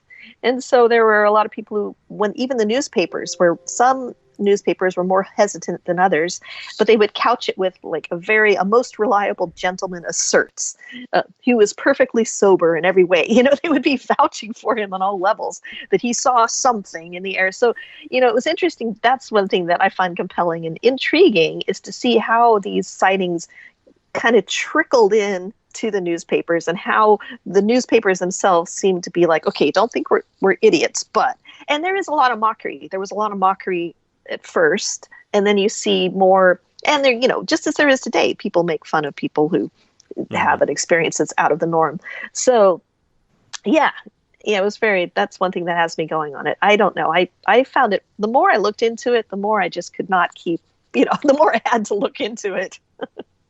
Well, I find it too is a lot of times, and specifically attending the Bigfoot conference in Kennewick, Washington. People had experiences 50 years ago, but are only sharing it now. Oh, because it's more mainstream. I'd sit at a table at the banquet with some couples that were, older retired couples in their 70s and literally in their 80s who had seen something 60 years ago or longer. Well, a lady, when she was a little kid, saw this Bigfoot picking apples out of the orchard or out of the tree behind her house. Of course, her family knows, Granny saw Bigfoot, but let's not talk to her about that, because it's Granny. She's a little bit nuts, and she just kept her mouth shut. But they all go to these conferences because they can share their stories amongst everybody else, because they've all had the experience. Yeah. So we do get, stories coming out of literally out of history. It's kind of fun. I think that's really cool, and that is something I really would wish for with this, the 1897 airships. Is I've just focused my attention on the newspapers, because that's the closest I can get to a firsthand account. But what I would love is to find a journal entry, just somebody be up in their attic and they, reading great grandpa's, farming, or great grandma's farming journal. And she's like, yesterday I put up some butter, and, round about sunset, I heard a whirring, and it would describe an airship, and then just go on to the next day. Like, I would love to find something that wasn't in the papers, something that just a forgotten diary entry. And maybe they even forgot about it, because that's been my experience with some of the strange experiences I've had. That's another reason I think people should write them down, is I've had things happen, and maybe, have you had this happen, James? Okay, something really weird happens, and then you're with your friend, and you're like, thank goodness I wasn't alone when this happened. And then you bring it up to that same person a couple months later or weeks later, and they're like, what? They don't remember it. Yeah. And that's why I go back. I think I've gone crazy, but I think it's because I've been those are the things I choose to remember, and I make brain space for them. But I think sometimes people don't. So I bet that somewhere someone's got a diary, and their great grandma or grandpa has seen, maybe saw one of the airships. To me, that would be really compelling. And drawn pictures of it. That would be oh my really God, cool. that would be awesome. I would love that. See, a number of a number of the witnesses, I'm sure, drew it while they were explaining it to somebody, because it's the easiest thing to do. I have a lot of those drawings that made the paper. I have a bunch of those, and they're really interesting to see, because they try to make it bird-like, but they do mention the word cigar shape quite frequently. To me, I thought this whole cigar shape thing hadn't happened until the 40s or something, but in the 1890s, they were comparing them to cigars. That was very common. Oh, here's a weird thing that kind of came up that I just a puzzler. I don't know why, but I had enough of descriptions of people where they mentioned that they would see a black dog in the ship as it passed, which I thought was weird. Why would you see a black dog? What does that even mean? I don't know what to make of it. One reason I hesitate to draw conclusions is I really don't want to project my ideas on it too much. I'm just still down there in the papers, you know what I mean? I'm still trying to just, what were people seeing? I hesitate to connect too many dots, but why would people see a black dog? And I wonder, are there UFO sightings? I seem to think that there have been where people have seen a black dog, but I don't know. I don't know. It's, what, heck, look what the Russians did when they had No, that's true. Yeah, when they were testing their rockets, they put a dog in it. Well, that's what the Montgolfier brothers did with their hot air balloon. The French guys, the Montgolfiers, they put up, I think, a rooster, a dog, and a goose or something like that. Yeah. So a rooster, a dog, and a goose were in a hot air balloon. Yeah. Sounds like a start of a joke. Yeah, it's a good joke. A rooster, a dog, and a goose walk into a bar. So where's the hot air balloon? So it could have been a farmer doing his experiment and stuck his dog in the thing and said, "Okay, we'll see if you can breathe in the air." Yeah, I know, because that would have been a concern. People really didn't. There were some people. I've read some accounts when I've been looking this up. They didn't think that a person could go faster than 30 miles an hour or something without exploding. I mean, their ideas of what humans could endure and what might happen up there and where heaven began. It's very fun to look at. And it is interesting. It is interesting. And I'm glad you kind of dug around it. And that book is in production. Yes. Well, it's a big messy manuscript that I'm polishing because, I got to make it to book size, but there's so much research. It's going to have a lot of photos in it, straight from the newspapers, just so you can see what the people saw, a lot of headlines straight from the newspapers. So I'm hoping that will come out in April. That's my goal. Well, do you just hit the archives for those to get that information? Yeah, I go through different ones. I have, because I do a lot of research anyway, so I go through several different newspaper archives. There's one that I do that's not even a paid one. It's old Fulton postcards, and it's this man, or his labor of love has just been to scan and put online newspapers. And you can find some real gems on there, some real interesting things. But yeah, I hit up several different newspaper archives, and for this project, that's pretty much all I can do. It's as direct as I can get. With my other stuff, I like to, and I like to go there in person too. But, at this point. It's fun around in the old microfiche and stuff. Mm-hmm. I'm not overly computer literate. If when he posts, that gentleman who posts the newspapers on, can you is that searchable? Yeah, it's a little bit clunky. What is it? I think I have Old Fulton. I'm typing it up. Old Fulton Postcards, I think, is the name of it. And it's just kind of a fultonhistory.com. I guess that's where you go. It is just the neatest thing. Yeah, just go to fultonhistory.com. It's a little bit, it can be a little glitchy sometimes, but you can do a lot of searching on that site. Okay. And it's free. And this person if you've got a few shekels to spare, he's certainly someone to support. It says he has over 47 million old newspaper pages from U.S. and Canada. That is kind of cool. It really is. And I go to newspapers.com and just other ones that librarians have shared with me. Texas has some good searchable portal to Texas state history, but yeah, I just dig around as much as I can. When you're doing your research and you're doing the older stories through the local, like the Aurora area, do you also do the cross-reference to like the state archives to see what filtered uphill? What do you mean? Yeah, I do. I have some state resources for sure.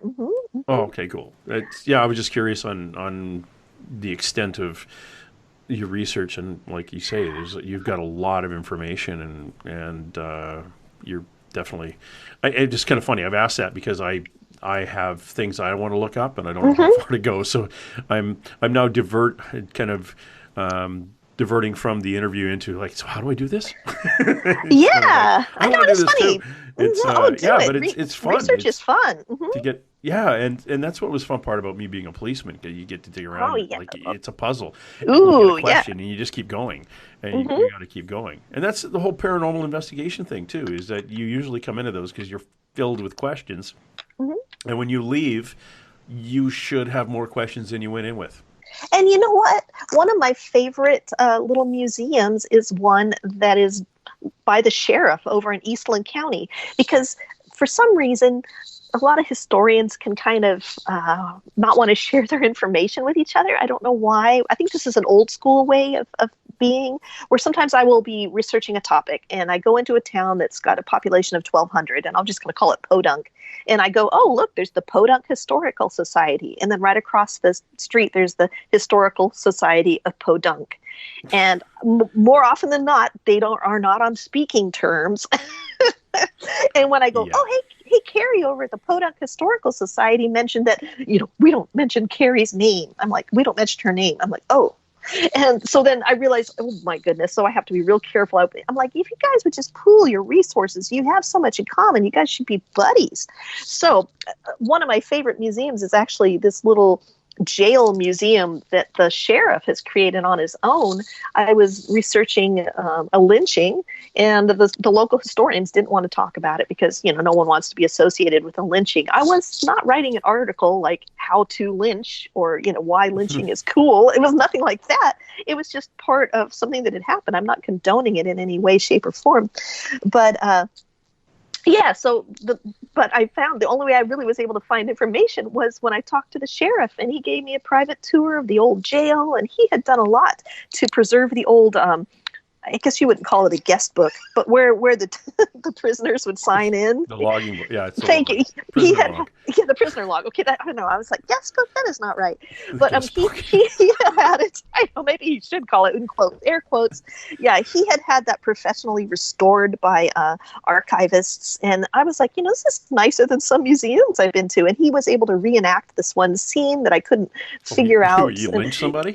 Well, yeah, it was not the lynching part, but it was a scuffle. I was having a hard time putting together, because when you do research, you've noticed from being a Mountie, people give you the same incident. You get, you talk to 3 different people, you get 3 different scenarios, and you're trying to just write up. That's how you know it's the truth.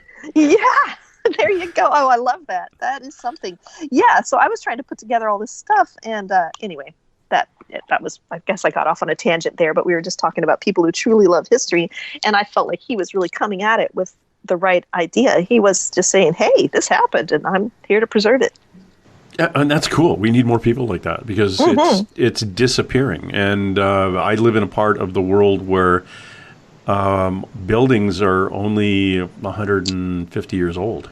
Yeah. And you go to the eastern seaboard, and they're back to the late 1500s or or earlier. It's depending on what they were made of. And I was talking to a gentleman, Jay Verber, who is a paranormal investigator. He was in a TV series. What was that series? Haunted Minds or something. He was the rookie, the new kid, the junior guy. Anyway, Jay lives in a very wonderfully haunted hotel in Wheeler, Oregon. Sounds nice. With his partner Kate, and it's a great place. But he says that when people moved out to the West Coast from the East, they came out here to make their fortune.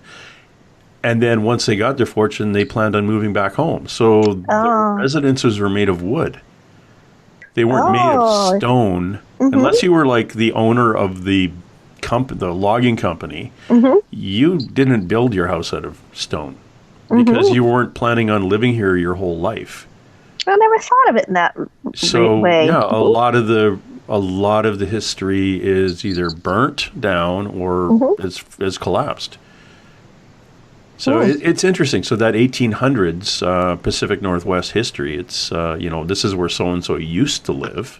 Yeah. But they don't. There's no buildings. The government buildings exist. Later on, when the governments got basically the governor's mansion and the governor. All governing buildings and periphery to look after the state or the province where I live, and they're made out of stone, and some of the old hotels, but no, if you were going to come out here to make your fortune in the 1800s, you were just temporary, so you'd built a nice cabin, and that was about it. Well, yeah, architecture really does reflect our attitude. And it gives you a feeling in return. Yeah, it is interesting. Now, and I've been to Dallas and I've been to Fort Worth. For me, in my mind, they're both connected. Like they weren't. It didn't seem like they were 30 miles apart. It seemed like they were across the other side of the highway. It's just just bouncing back and forth in that area. And there is some really cool older buildings, and they're tiny, and they're adobe and stone. It's and then all of a sudden you've got the modern buildings. It was like there was a switch. The wooden buildings, what exists, are about to fall down if they haven't caught fire yet. I didn't get a chance to go to. I think the Dallas courthouse burnt down like 4 times before they finally made a brick one that's there now. Yeah. And that's happened in a few places. But yeah, in Texas, really, the courthouse squares are where you're going to find the most magnificent buildings. And those are the ones that are from the 1880s that were made of limestone or red granite. And those are really the wonderful buildings that are going to have the delightful town square still around. Like, if you're just looking for something fun to do in Texas and you don't even have one of my books, you should have one of my books. But if you don't, or even if you do, just I would say head to one of the historic town squares, the courthouse squares, and that's where you're going to find all the history and the haunted lore and the fun stuff. So where are we going to go to find one of your books? Oh, you just head to Amazon and type my name in. They're all there. Tui Snider and Amazon. You've got another book in the works. Touch real briefly on 6 Feet Under Texas, but are you travel around doing speakings, talks? Are you doing anything coming up in the next few months, or have you got any plans on coming to a conference again? This is the time of year where usually people reach out. I do have a talk over in Weatherford coming up at the end of the month. I'll be talking about understanding cemetery symbols. And Weatherford, Texas has a really gorgeous historic cemetery with a lot of headstones that have really unique symbols on them. In fact, for my book, Understanding Cemetery Symbols, I actually have a lot of photos from the Weatherford Cemetery. So I'm excited to be giving a talk there on one of my favorite topics, because it's just something that's something I'll never quit learning about. Just cemeteries and the history. Yeah, and the symbolic, the symbolic meaning on the headstones. It's so fascinating. And yeah, there's just more, it's one of those things you think, oh, there's not much to it, and it'll be a quick little handout that I'll put together, and then it just grows and grows, and you realize, wow, there is a lot of symbolism out there, and we've really lost our symbolic understanding. There's a lot of symbolism that just goes right over our heads as modern humans and modern Americans. I love it. We just walk right by this stuff. But I think even in the Victorian era and earlier, people had a more poetic relationship and a more deeper connection to the symbols around them. So that's been one thing I really love looking into. Yeah, if you think about the older cemeteries, it was and funerals themselves, they were a big deal. Oh Now yeah, it's like, oh crap, what time is it? Oh, I'm gonna die. Okay, what am I gonna do with my body? yeah, yeah. You know, You know, people what do you used mean a to. plot is $30,000? Mhm. Yeah, put it on my visa because I'm I'm not gonna pay it. Well, So nowadays it's up it's a to big deal. your relatives. You know, you die, and then your Yeah. relatives have to figure out what to put on your headstone. But if I had come into some money, 100 years ago or so, 120 years ago, if I'd come into some money in my 30s, I would have then been like, okay, I am commissioning my headstone now, and it's going to be grand, and it's going to express this, and I'm going to have these symbols on it, so people will all know this, that, and the other about me, and tell my life story. But after the Great Depression, people kind of had to move, and so no one was there to tend your plot, and it just quit being cemeteries quit being such an important part of our lives. I mean, in America, our first public parks were our garden cemeteries. That was what we had before we Hmm. had public parks. And so, yeah, I think nowadays there's a bit of a stigma. People think, oh, you must be weird. Or whenever I give that talk, people will come up to me afterwards and go, oh my gosh, I thought I was so weird, that I like to go to historic cemeteries. But now I understand. It's just cemeteries are for the living, and I'm taking part in a Yep. tradition. So, And they're not overly haunted. yeah, no, not But really. people go, oh, we go to the cemetery and talk to ghosts. So they go, why would a ghost be in a cemetery? I'm always saying that. I think it's just people are quiet enough to hear something. It's like at the library and bookstore; those are You quite know how to often get haunted too. you know how to get a dead person to a cemetery? Uh, Like a spirit? You read the name on the tombstone, oh, well, and they'll yeah. show up and go, who are you? Did you Google me? Yeah. What are Yeah, you? it's like literally. It's Mhm, like if mhm, you put your recorder down on a grave mhm, and just you can do it out loud or in your head. mhm. Just read over what's written on the tombstone a few times, Hmm. and then ask if James is there. And hopefully that was one of the names you read. But Yeah. Steve, Yeah, Steve. Steve, Yeah. can you get James for Would me? you just leave me alone? Yeah, Steve. Because they'll You show again. up and go, huh, what? Who are you? Yeah. What? Like, we're just checking. But that's it. Like, there's no, other than children. There's some children every so often will be in a graveyard, which is creepy. Well, Uh, our mutual friend Teal is always telling me I tend to have a little gaggle of children around me, and I get that over and over. One time I went to visit her, and I didn't tell her I'd spent the morning going to several historic cemeteries. And when I walked in, she just said, "What is going on with you? You have like a little entourage of children around you." And which so is which is actually really good. If you because you're an empath, you have a very very high vibration.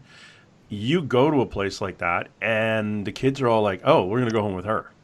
well, that happens when I go to the Thanksgiving. I'm like, "Oh, I'm going to go sit at the kids' table anyway." So I guess Yeah, it made sense to me, but yeah, it is kind of funny. yeah. They'll just tag along, and they want to come home with you. We get a lot of them. Like when I was doing paranormal investigations, we get the ones where, you know, my daughter is now seeing a little kid, this spirit of a little Mm. kid in the closet. My Mm-hmm. daughter's like 5, 6, no, usually 4 or Oh. 5. Mm-hmm. And you say, when did it start? She was sick. She was in the hospital for a few weeks, and then we came home, and Oh. so yeah, they tag because they died in the hospital. Sure. Great grandmother shows up and says, "Okay, Billy, you're gonna have to come to the light with me." And it's like, no, no, don't know who you are. I'm gonna wait You for don't have mom and any dad. toys. She has toys. They brought her a stuffed bunny. Yeah, so Yeah. they stay in the hospital, and then when a loving parent, they watch some loving parent with their kid, they'll go, "Oh, Mm. I'm gonna go home with them because they get a nice mom, and I haven't seen my mom and dad." So, and then you realize, oh yes, the little kid just tagged along with your kid because it's a good energy. So Mhm. very Mm. interesting. Then trying to cross a kid over, it's crazy sometimes. Oh. I've got one in the house here. She's about 10. We call her Annie. Oh. But she helps out with when there's other things in the house that aren't supposed to be here. She's like the first one. Like she's a canary in the coal mine. That's nice. Kind of runs around and gets our attention, and then pulls Mm-hmm. psychic in and goes, "Oh yeah, you brought." In July we cleared 9 out of here in July, Oh gosh. with the help of 4 elemental beings and Annie. Hmm. And Oh wow. but we cleared out shape shifting non-human things. We Oh, cleared out that sounds human freaky. ghosts that came through a portal, Hmm. slaves from back in the day from the eastern U.S. Wow. We had a psychic remotely come here to Hmm. see what was going on, and she said, "I can't get into that room." I Oh, start coughing. She was like in Washington State coughing, trying to do a remote view. I can't even get close to it. I wow. start coughing. And the psychic that came here and says, oh, yeah, you've got a gentleman here who's actually on fire. Oh, And geez. that was Burning he was, Man. yeah, he was a slave in the eastern Ugh. U.S. and Oh, his wow. wife and son, and he died in a fire. And they came through and crossed him over. So that was easier. Yeah. But Skeeter said, yeah, I can't get into that room. Something going on. And then the psychic that came here didn't know that story, Hmm. didn't hear about that. And she was just fascinated to hear that a remote viewer couldn't remote view because there was so much smoke in the room. So, It was too but anyway, it's all smoky. clear now. But that was Annie. Annie was helping us Hmm. with that. But yeah, the kids I like kids Oh, me too. to a point. I got grabbed. My hand I got grabbed by one down in Tombstone, Arizona, Hmm. in the San Jose house, which are old rooming houses from the 1800s. Grabbed my hand and ran under the bed, thumping as he was running by. And psychic said, "Oh yeah, I was a little boy. Just wanted to let you know you were in a space." And then in Oh, that old Wheeler Hotel in Oregon, uh, got up, went back to bed, and a little girl in the middle of the night says, "Daddy." oh, It's like, wow. oh no, thanks Yeah, that would be anyway. But scary. Yeah. yeah, that was kind of freaky. But other Hmm. than that, yeah, I've been good staying away from ghosts as best I can.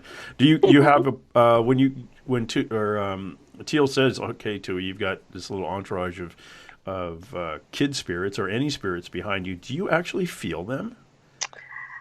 You know, I sometimes I'll be like, I had a flash in my head of that. Like I will have discounted some experience beforehand. I won't be aware at the time. I will be like, but when I was there, I was in my mind's eye, I saw like a little boy with blonde hair or something, or I saw a little cluster of kids over there. So now I take those more seriously because when someone else says Yeah. something like that, but at the time I would just be like, oh, I'm just having like a daydream. It just flits through. It's not like a dwelling. It's just like an image. But now I'm like, oh, it's made me take those more seriously. You We, see, oh, hmm? yeah, I would say you see them like I do. You see them as if you can just shut your eyes right now and Hmm. imagine somebody you went to high school with, Yeah. Oh, yeah. and picture them in your head. That's Hmm. how we see them. Usually from the waist up or about Hmm. mid thigh up, and just a picture in your mind's eye, and you're wondering, okay, yeah, And remembering somebody you went to high school with, that's hmm easy because you know who the person is. But when you get a stranger in that image in your head hmm that comes out of nowhere, that's a clue. We and say. but the funny thing is, you get conditioned by Hollywood, so you think that a vision means you're seeing some full 3D holographic apparition, But now over time I've come to realize all these things are much more subtle. So like all the clairs, like that little image that flits through your head, that is something worth paying attention to, and that is something you should write down in your notes, and then later on, and you're not necessarily going to hear something out loud, but you might just in your mind's ear hear it. Although I did have a fun experience when I went to a cemetery in Mineral Wells where Teal saw it, because me and the little kid thing, she goes, you got to go read the epitaph on that one, that one's for you. So I ran over to it, and I saw that the epitaph said, the orphan's true friend. And I was like, well, that's neat. So I'm kneeling down to take a picture. I'm taking about 4 pictures of it because the light's shifting. And as I'm kneeling down, all of a sudden I hear little kids, like 3 or 4 little kids, giggling. And in my mind's eye, I see a picture of like these 3 kids. And I could tell exactly but I heard it. I really thought they were kids. I stand up and I'm like, how funny, now I hear kids. I look over to where they should be and there's nothing there, but the hair Hmm. stands up on my arms. I'm like, oh. So Is that that your was kind of left fun. arm? I don't remember which at this point. Okay. I Pay did just attention. I did just point to my left arm though when I was telling the story. So Yeah. maybe it was. Yeah, that's usually as a result of the person who makes your hair stand up. Hmm. It's usually that volunteer human relative friend of yours that comes in to be your Oh. in between your spirit guides Hmm. and you. And Hmm. if it's your left arm, it's a female. Hmm. Males will make your right arm. Oh. Yeah, because it's a side thing. I just thought I'd throw that out to see No, if you no, that is remembered. interesting. Yeah. No, I have. Hmm. Well, I something like talk to that. so many people about so I many know woo there's things. so many things to talk about. It's great though. Yeah, it's just crazy. We've been talking to Tui Snider. Please go to our website, tuisnider.com. She's an author and a speaker out of Texas and, well, out of the U.S., basically. And if you want her to speak at something haunting related in Australia, I'm sure she'd go if you paid. Oh, I'd love it for sure. Yeah, Cemetery symbols, whatever. I talk about them. And 6 Feet Under Texas, really quickly. Mm-hmm. New book again. Another of your books you're researching. What's it about? Well, this is the stuff that wouldn't fit. This is a chapter that when my Understanding Cemetery Symbols book was being edited, I had a chapter that was just kept getting bigger. And my editor, who also happens to be my dad, who's a retired editor, but he comes out for my books, he said, honey, this chapter does not belong. This is a separate book. And what it is it's all the unusual burials. So the quirky, the infamous, the historic burials that have happened in Texas. So I'm calling it 6 Feet Under Texas. And so there's things in there like Dimebag Darrell Abbott, he's buried in a Kiss coffin, the band. Yep. Kiss. You can buy their coffins, and he's got buried with one of Edim. I think, who is it? A famous guitarist who I'm blanking out on right now. One of Eddie Van Halen's guitars. So I've got that one in there. I've got all these quirky ones. There's a man over in West Texas who, when he was buried, he made sure they had a phone line to his mausoleum for 3 days, just in case he woke up. Because he was like, I drink myself pretty blind sometimes. What if you bury me when I'm, and then I wake up? So there's that guy. I've got a headstone that's shaped like a calculator, and then on the calculator it says hello. I've got a grave of Pat the horse. Just all sorts of fun things in there. Howard Hughes' grave, just any burial that's got a really interesting story behind it that might be worth taking a road trip to is going to be in this book. So I'm having a lot of fun with it. What's his name? About William Babcock. Yeah, Willett Babcock, the Jesus in Cowboy Boots. I have got. That is an amazing historic cemetery for one thing. There is really great stuff there. But yeah, that is actually his tomb is one of the reasons I ended up writing Understanding Cemetery Symbols, because he has got upside down torches on it, and people were spreading a rumor online that this meant that he was an atheist. And I'm like, oh, come on. That just stands for, the Victorians used a lot of things where they would use the idea of being upside down to stand for death. So being upside down and then the flame still burning meant it stood for eternal life. So I thought, really, isn't there a book about this? And I went looking, and I couldn't find the little field guide to historic cemeteries. So Willett Babcock was really one of the reasons I ended up writing that book. I love that Jesus in cowboy boots. It's very Texan. Now, Bonnie and Clyde, she's buried somewhere in Texas too, isn't she? She is not that. They are buried separately, and yeah. And also Machine Gun Kelly, while we're talking about some famous gangsters. There's also this really crazy tale that I don't even remember all the details about. But the guy who wrote American Pie, Don McLean? Yeah. He wrote a song about a mummified one-legged dwarf. And the reason he wrote this song is that it's just the crazy tale. It's like I shouldn't have brought it up because I don't have all the details in my head, but it's like you can Google the song. It's like the strange song about Andrew McGee, and he fell off a train, and he only had one leg anyway, so he's a one-legged dwarf who fell off a train. Some people found the body, and they mummified him and stuck him in a window, hoping that a passerby would see him and go, oh, hey, I know that guy. No one ever did. But what's funny is people, when I give my cemetery symbols talk and I talk about this or different stories along this line, like, nowadays we all have ID and we're pretty easy to find. You Google someone and their Facebook page comes up. But back in the day, not everybody carried ID. And I even have a story in Paranormal Texas. There's a family of 6 who just all died by a creek bed. And they didn't have any ID. And to this day, nobody knows who they were. So they're just unmarked graves. So, wow.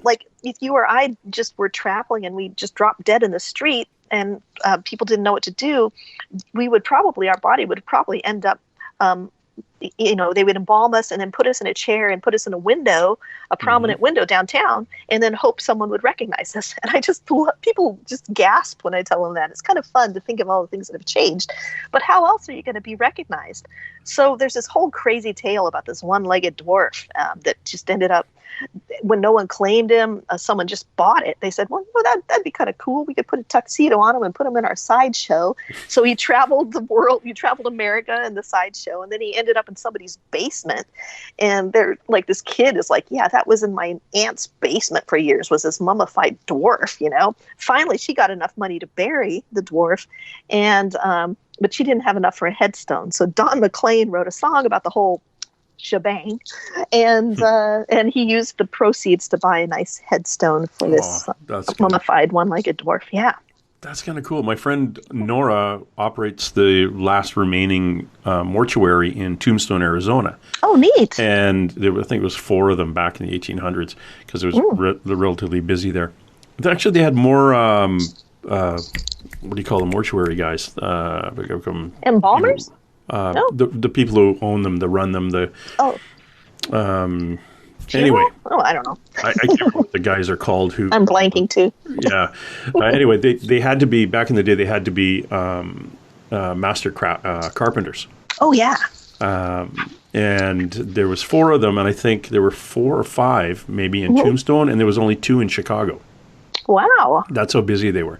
But when you stand in front of her shop, there's the main office or the entrance area on the right. Then there's the garage door where the cart would go in, the Black Maria. And beside it is a narrow little thin window, and that's your display window. Oh. So they would put you in a coffin, pack you in ice, and put you up against that window.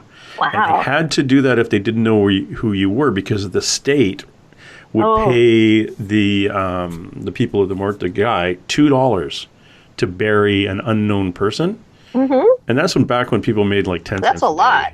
So they did really well. But one of the things is they had to identify, try to identify the body. So Buddy would be packed in ice and stuck in the window for X amount of days. Undertaker, that's the guy's name. Oh, Undertaker, yeah. And so the Undertakers would do that. So it's kind of interesting when you stand and look at her building and you realize how many deceased were looking out of that window over there. It's kind of creepy. That's pretty fascinating. Yeah. There's a family in Texas somewhere. The entire family are buried in the same grave. Oh, I have a video about that on my YouTube channel. That's Smiley's grave, and I did a bit of YouTube. Smiley? Okay. I cleared Smiley's name. Now, there's you will even see this in books. You'll see it in articles. People claim that Smiley was some sort of mass murderer, and no, he was not. If you want to find out the tragic truth about Smiley's grave, you could just go to my YouTube channel, and it's got a little 5-minute video, and I break it down for you. Oh, cool. I'll have to do that because I heard about that. I didn't know their name was Smiley. I just heard the weird things about it, the myths. If you were like laying on the grave, you'd feel your hands reach up and grab you or something. And I thought, that's probably a place I don't want to go. But the name Smiley, it sounds like quite happy. I know, it's a little ironic. But now, anyway, you just got to go because I'll just let people look into that. It was pretty fun to do the research on that one. Very cool. And again, that's Tui Snider. Just go into YouTube, search Tui Snider, Tui, and then Snider without a CH, not Schneider, but Snider, Snider. Pretty basic, no Y in it. And check that out. And dig around. I got a serial killer grave. I got the Lost Cemetery of Infants. What else do I have? I got Deep Creek Cemetery. I got some fun stuff. That's you can check out. You're the coolest living person in all the cemeteries. Tui Snider, author, speaker. Look for, if you're in a paranormal conference anywhere in the U.S., check the Who's Talking, and Tui might pop up. She's bouncing all over the place. Last time we got together was in Phoenix, Arizona, at a UFO conference down there. But yeah, it was fun because you were promoting your Great Texas Airship Mystery, which is coming out pretty. And one of the things I was really impressed with is you actually have a. Here's me trying to end the interview, and it's not going to happen. You have a paranormal journal, which is kind of cool. And I always remember that because I was talking to Teal, who's the psychic who was with you, and I was saying, you just got to make more notes. And she goes, well, yeah, I really need to get a notebook. And which I gave her for her birthday. Yeah, which is like she's leaning on a pile of journals, and I'm. That's right. You know, you really just get a book, just any book that's blank, and I know. And right, and she goes, yeah, I don't know where to get one. I said, well, look down in front of you. That was very funny. I was laughing. Yeah, it wasn't dawning on her yet, and I saw where you were going with that. I was laughing pretty hard. Yeah, my ghost hunter's journal. I mean, people. If you have a ghost hunter in your life, or you are a ghost hunter, even if it's not mine, you should just have a dedicated journal where you write down all your stuff. Yeah, if you take away nothing from today's talk, take that away. And one of the things I'd like, for people who want to do paranormal investigations, one of the things I want to talk about with journaling, with a notebook, please take a pencil and do sketches. That is a good idea. If you're sitting in the quiet and just sketch whatever comes to mind. And see, I did that, and at the same time, I was sitting in this kid's room who was being tormented by the dead.